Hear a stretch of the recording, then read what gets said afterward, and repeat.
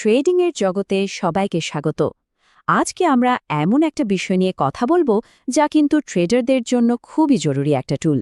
হ্যাঁ, আমরা কথা বলছি সাপোর্ট এবং রেজিস্ট্যান্স নিয়ে।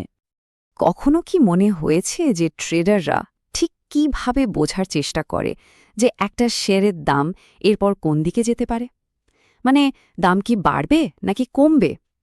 এই যে মিলিয়ন ডলারের প্রশ্ন, এর উত্তর খোঁজার জন্যই কিন্তু ট্রেডাররা নানা রকম টুল ব্যবহার করেন। আর জানেন, এই সব টুলের মধ্যে সবচেয়ে বেসিক আর জনপ্রিয় একটা কনসেপ্ট হল মার্কেটের এক অদৃশ্য মেঝে আর ছাদ খুঁজে বের করা।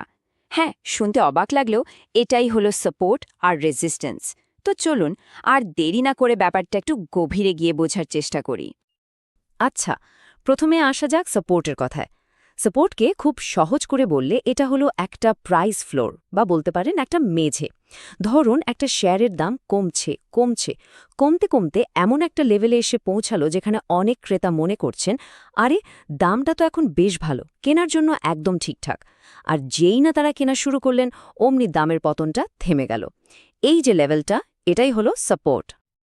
আর রেজিস্ট্যান্স হলো ঠিক এর উল্টোটা। এটাকে বলা যেতে পারে একটা প্রাইস সিলিং বা ছাদ।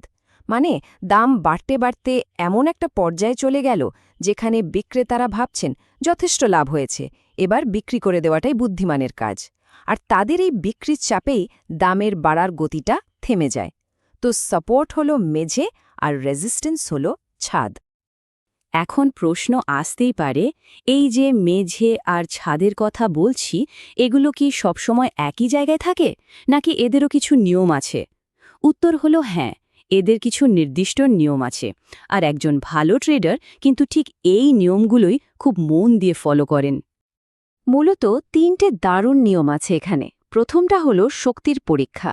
মানে একটা লেভেলে দাম যতবার ধাক্কা খেয়ে ফিরে আসে, মানে ভাঙতে পারে না, সেই লেভেলটা তত বেশি শক্তিশালী বলে ধরে নেওয়া হয়। দ্বিতীয়টা হলো ভূমিকা পরিবর্তন বা রোল রিভার্সাল। ব্যাপারটা বেশ মজার। ধরুন একটা ছাদ বা রেজিস্ট্যান্স লেভেল ভেঙে দাম ওপরে উঠে গেল, তখন ওই পুরনো ছাদটাই কিন্তু নতুন মেঝে বা সাপোর্ট হয়ে যায়। আর ৩ নম্বর নিয়মটা হলো ব্রেকআউট পাওয়ার।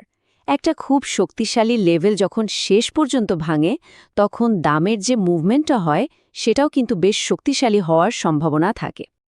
তো থিওরি তো অনেক হলো, চলেন এবার একটা আসল চার্টে দেখি এই জিনিসগুলো বাস্তবে কেমন দেখতে লাগে। এই যে চার্টটা দেখা যাচ্ছে, এটা একটা বাস্তব উদাহরণ। একটু ভালো করে খেয়াল করলেই দেখবেন দাম কিভাবে কিছু নির্দিষ্ট লেভেলে এসে হয় থেমে যাচ্ছে অথবা ধাক্কা খেয়ে উল্টো দিকে ফিরে আসছে। এই যে কাল্পনিক লাইনগুলো, এগুলোই হলো সাপোর্ট আর রেজিস্ট্যান্স। চার্টের একদম ওপরের দিকে দেখুন, মেজর রেজিস্ট্যান্স বলে একটা লেভেল মার্ক করা আছে। দেখতে পাচ্ছেন দাম বেশ কয়েকবার ওই ছাদটাকে ভাঙার চেষ্টা করেছে, কিন্তু সফল হয়নি। এটাই কিন্তু প্রমাণ করে যে এই লেভেলটা কতটা শক্তিশালী। মনে আছে তো আমাদের প্রথম নিয়মটা, শক্তির পরীক্ষা?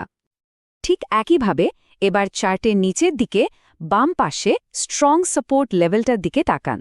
দাম কিন্তু বারবার এই মেঝেতে এসে ধাক্কা খেয়ে আবার ওপরে উঠে গেছে।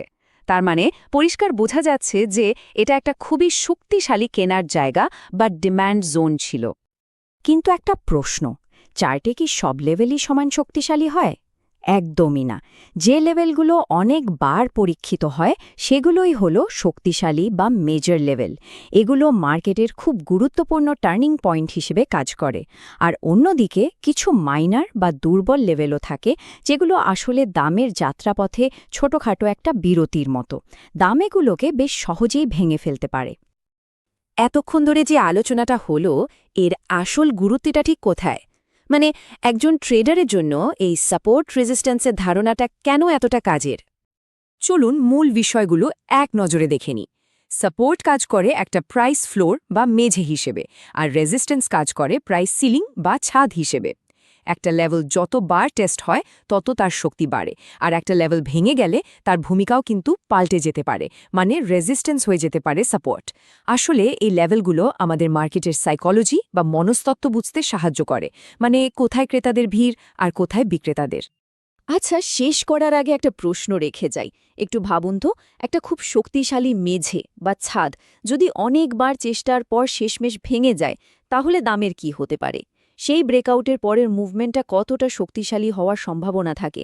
এই প্রশ্নটা ভাবার জন্য রেখে আজকের মতো আলোচনাটা এখানেই শেষ করা যাক।